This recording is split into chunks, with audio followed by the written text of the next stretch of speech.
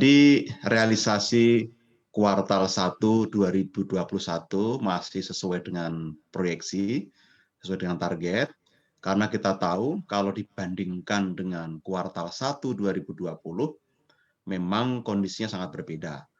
Di tahun lalu, kuartal 1 itu belum pandemi, atau kalaupun sudah pandemi itu baru di 2 minggu terakhir. Mhm. Sedangkan saat ini kita sudah pandemi dari awal dan kita merupakan kelanjutan dari tahun 2020.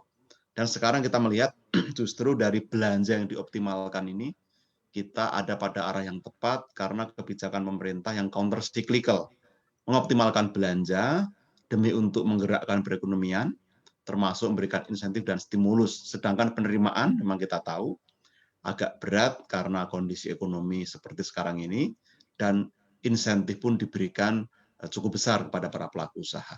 Jadi kami kira tetap on track dan termasuk proyeksi defisit pun masih sesuai dengan yang diperkirakan. Mhm. Mudah-mudahan terus kita jaga sampai dengan akhir tahun tetap di 5,70%, Maria. Akan seperti apa Pak penjagaannya sampai postur ini begitu ya, sampai nanti di penutupan tahun 2021 mendatang nih, Pak Yus? Ya, yang pertama kita melakukan realokasi refocusing anggaran, di mana belanja pemerintah di-scrutinize betul-betul diarahkan kepada belanja yang betul-betul berhubungan dengan penanganan pandemi, baik Mhm. sosial, ekonomi maupun kesehatan.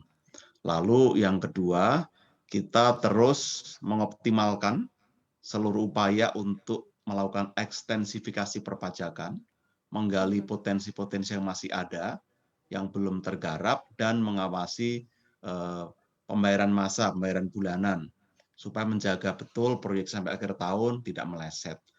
Lalu belanja pun juga tadi diarahkan supaya optimal dan produktif, seraya kita mengoptimalkan stimulus insentif untuk sektor-sektor yang bisa jumpstart. Mhm. Sebagaimana kita lihat, di kuartal 1 memang ada tekanan karena PSBB dan PPKM.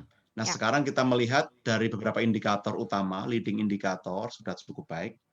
Artinya seperti otomotif, insentif yang diberikan mampu mendorong pertumbuhan 10% dibanding Mhm. tahun lalu dan 72% dibanding dengan bulan Februari. Ini artinya ada yang meningkat. Lalu semen itu juga sudah mulai meningkat.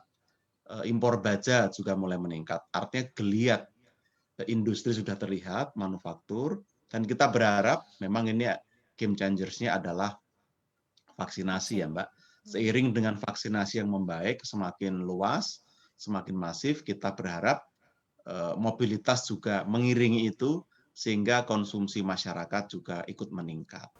Jangan lupa untuk install aplikasi CNBC Indonesia yang tersedia di App Store dan Play Store dan ikuti terus perkembangan ekonomi bisnis terkini hanya di CNBC Indonesia Beyond Business.